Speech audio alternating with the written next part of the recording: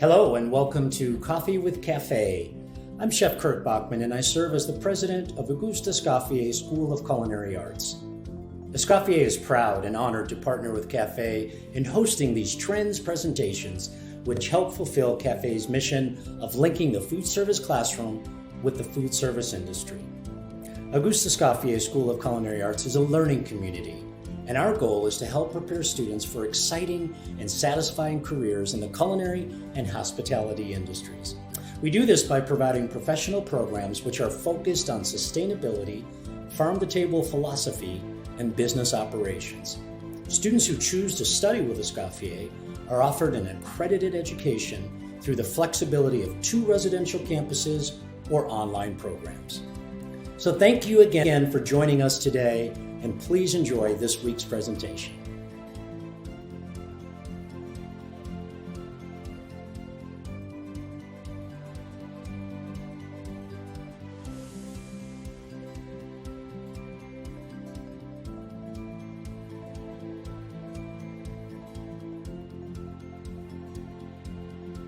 Hi, everyone. My name is Megan McKenna with the Watermelon Promotion Board. Thank you so much for joining us today. I'm going to start by sharing my screen. I want to be able to showcase some of our tools and resources we have available at your fingertips to use in your classroom and also for professional development. So first, I want to start with a video that I think just helps to tell the watermelon story, the excitement and the fun around the year-round availability of watermelon.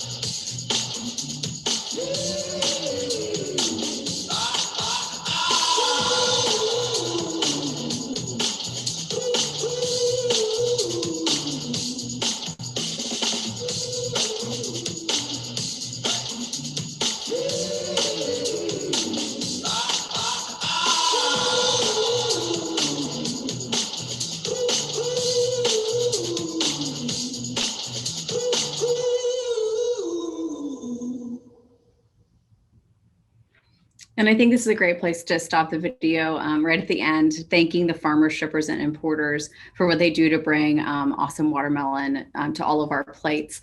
It's funny because actually 3 years ago this week, we were filming all this great footage in Lakeland. So we're right in the start of the domestic season. As I said, we represent those shippers and farmers, but we also represent the importers that bring watermelon into the marketplace in the fall and winter. So to start, a little bit about the promotion board, we are tasked with increasing the demand of watermelon year round. And part of that is speaking to culinary educators like yourselves and folks in food service in general. We do offer a great culinary curriculum that's available on your website, and we're going to use that as our agenda for today, if you will. But first, I want to start with a poll question. And I want to ask everyone, in the poll question, we're going to talk about if you've used our resources before and visited our website before. And thank you very much.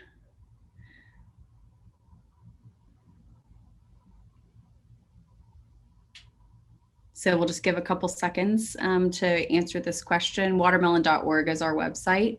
And also, we're going to be doing a drawing for a giveaway for a watermelon gift basket for attending today. So if you're interested in being a part of that drawing, if you can put your email address in the Q&A, that would be great.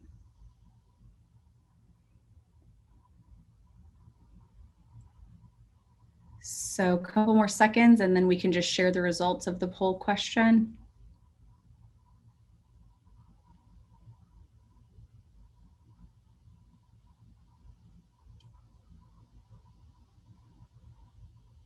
Okay.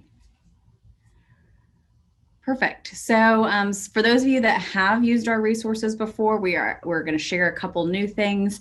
But for those of you that haven't, this will be a great preview to what we do offer on our website for the industry to use. So to get started, lesson 1 of our culinary curriculum, again, available on our website under audiences, food service, and then culinary education. Lesson 1 starts with history, cultivation, and market insights. This is kind of an overview of really how watermelon come to the marketplace. Last year, we were looking at, 16 pounds per capita consumption in the United States. So it is America's most popular melon. So let's go ahead and watch this short video on how watermelon is cultivated. Again, this is a great backup piece or asset for you to use in your classrooms in addition to lesson 1 of our culinary curriculum.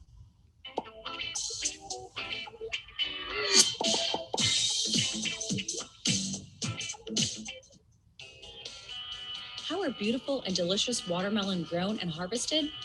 For commercial production, watermelon nursery stock is transplanted in rows, 8 to 12 feet apart, in raised beds, 4 to 12 inches high, composed of well-drained, sandy soil. Irrigation is carefully managed throughout the growth cycle to optimize fruit set, fruit size, and yield. Bee colonies are placed in the field when the male flowers begin to appear. The bees pollinate the large female flowers. Even the sterile seedless watermelon require pollination. Vines spread 6 to 8 feet in 30 days, present their first watermelon in 60 days, and the crop is ready for harvest in 90 days. Watermelon are harvested at full maturity, and most fields are picked twice during the season. On average, each plant produces 2 to 3 harvestable fruit.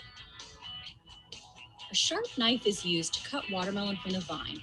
Then they are flipped over belly up to indicate they are ready. The belly is the pale spot on the underside of the fruit where it rested on the ground while growing. For ripeness, pickers check for firm, symmetrical fruit with a pale or buttery belly, heavy for its size due to high water content, and free from bruises, cuts, and dents, although a few scratches are okay. Pitching crews follow the cutters and pitch the watermelon from hand to hand, loading them in trucks to be transported to the packing shed. They are loaded on their sides to protect from damage. At the packing shed, watermelon are inspected for quality, graded, washed, and separated according to size. Watermelon are loaded by hand into 700-pound bins for distribution to terminal markets, wholesalers, and distributors. Size counts for bins of seeded and seedless watermelon are 36, 45, and 60. The count refers to the number of fruit in the bin. The higher the count, the smaller the watermelon. Cartons for minis weigh 45 to 50 pounds with 6 to 10 pieces of fruit per carton. A food service pack option for seeded and seedless watermelon is a carton that weighs 65 to 70 pounds with 3 to 6 pieces of fruit. Labeling on bins and cartons includes the type, count, net weight, and source country. Now the watermelon are ready to be shipped. The next time you're cutting into a delicious watermelon, you'll know the journey it took to get to you. For more information, visit watermelon.org.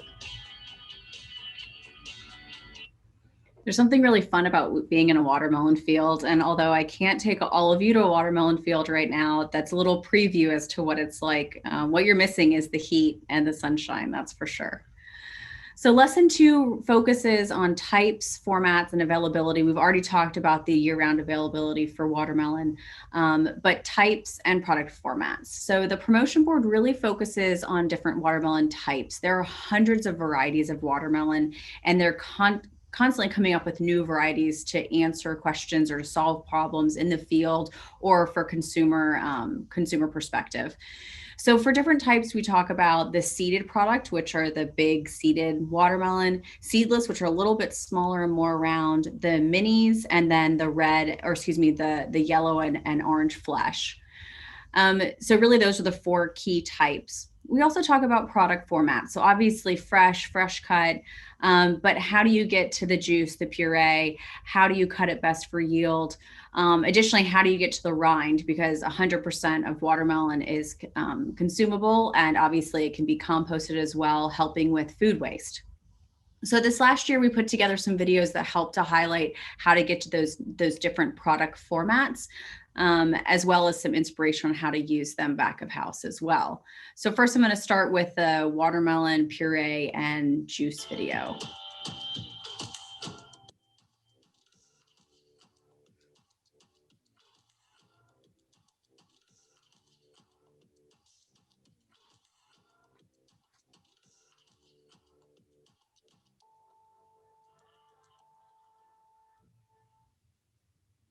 So again, really short, really sweet, but something that could be used in classrooms to help show students just how easy it is. When we talk about puree and juice, puree is just throw it in the blender. You keep all the pieces of the watermelon. Juice, we strain it once. So you could see that difference at the end of that video. And, just a talking point there, or question we usually get, 90% of the marketplace is made up of those seedless varieties now. So whether it's the bigger seedless or the minis that are usually seedless, that's 90% of the marketplace now. So lesson 3, we focus on receiving, handling, and storage. Again, another important part of the puzzle, getting the best product to the plate, but also helps with food waste and costs. So here, this lesson plan, as I mentioned, talks about the receiving, handling, and storage. But one of the biggest questions we get is how to best cut a watermelon for yield. So we worked with Oregon State University on a cutting and yield study a few years ago. And this video highlights how to cut watermelon best, both for time as well as yield. So really it's 70-30, 65-35. But again, keeping in mind that you can use the rind as well. So again, we'll watch this quick video on how to cube watermelon for best yield.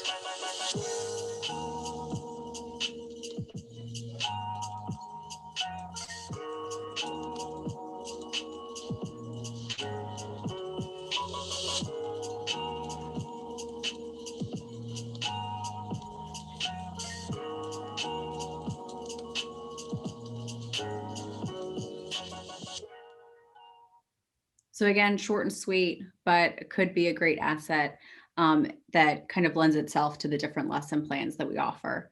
The next is watermelon on menus. And this is the largest lesson in our culinary curriculum. And it really helps to highlight all the flavors and textures and colors that watermelon lends itself to. So this video is a solutions video we put together. Although watermelon can be placed in any part of the menu, salads and beverages is what we focus on in this video. Similar to the lesson plan, this is the longest video that I'll be showing today, again, focusing on those two parts of the menu. And just as a reminder, especially for those that joined us a little bit late, we will be doing a watermelon gift basket drawing at the end of the webinar today. So if you'll put your email address into the Q&A, we'll be selecting a winner from there. So here we go on our flavor solutions video. Consumers love watermelon, but they would like to see more watermelon on menus. Most order menu items with watermelon, but the primary barrier is a lack of choice. Currently featured on 13% of menus, it is one of the fastest growing fruits. It is versatile and pairs well with sweet and savory ingredients. It's also the fastest growing fruit on salads. Hi there, Jason Hernandez here, chef for the National Watermelon Board. Today we're talking about solutions of watermelon on salads. Well, as you can see at our table, we have a lot of different solutions here, taking some of your traditionals and adding a little bit of spin on some different global flavors. So utilizing the whole watermelon. So we have a watermelon rind coleslaw. So using the rind of the coleslaw, leave a little bit of the flesh on there, adding a little bit of that cabbage and a creamy coleslaw dressing makes for a great coleslaw. Here we have a sumac salad. So we're taking our fresh watermelon, cucumbers, a little bit of microgreens, but then we're tossing that all with a sumac dressing. So it's light, it's bright, it's really refreshing, makes for a great salad.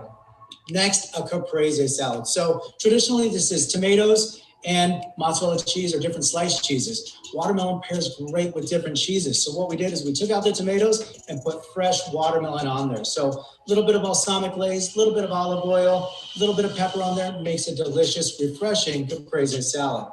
Next, we took our spin on our global favorite. So we took a traditional Caesar salad, added in a Mexican Caesar dressing, a little bit of Parmesan cheese on there, some tortilla strips, and grilled watermelon. So that grilled flavor really adds in the smoke, adds in a little component of texture in it, really makes a fantastic, delicious salad. So as you can see here, we have a lot of different options on utilizing watermelon in different salad applications.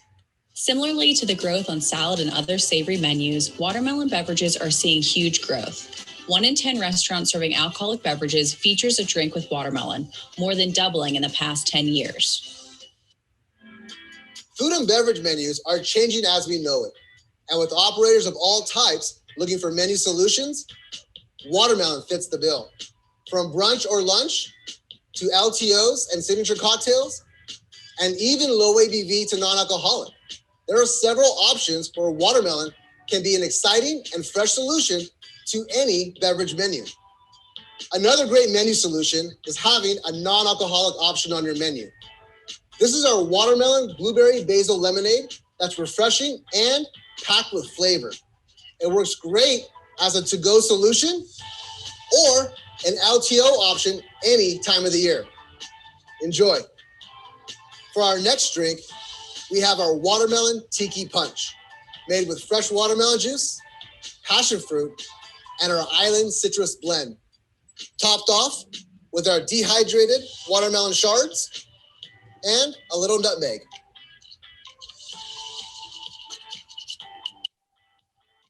Cheers. Watermelon is extremely refreshing and has great pairing options too. This watermelon agua fresca comes with our blanc vermouth, fresh watermelon juice, our cucumber monk fruit syrup, ají pepper, some fresh lime, and topped off with a little bit of Prosecco.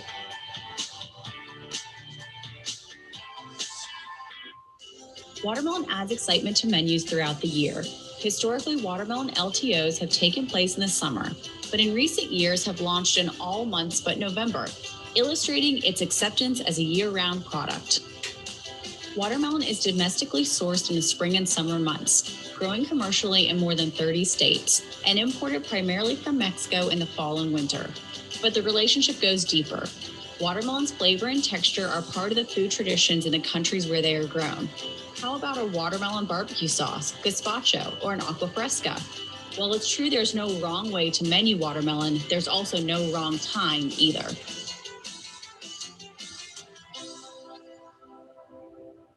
Okay, so to round out our lesson plans, the fifth one is focused on watermelon carving. And if you've attended the CAFÉ conference in the past, we have offered Garde Manger or carving classes as a part of the agenda during the conference. So this is just a short video that shows one of our kind of basic, it's a watermelon shark, but it's a great example of a fun centerpiece or a unique serving dish. So we'll go ahead and with this video. Hi, I'm Mickey Knowles with the National Watermelon Promotion Board, and I'm here to show you how to carve a watermelon shark. The materials you're going to need for this carving are a paring knife and a large chef's knife, a scoop or a spoon in a bowl, a dry erase marker, a melon baller, some short wooden skewers, and either grapes or marbles, and some Swedish fish to accessorize. For step 1, you're going to wash the watermelon under cool running water and pat it dry. For step 2, you're going to cut off a third of the watermelon on a diagonal. I like to cut off the skinnier end of the watermelon so you have the larger end to work with. For step 3, you're going to stand the remaining 2/3 up and use a dry erase marker to draw the outline for your mouth and for your eye sockets. For step 4, once you have the mouth outline drawn in, you're going to use your paring knife to do a zigzag to create your teeth. After you cut out the mouth, you can use the paring knife to cut the teeth out.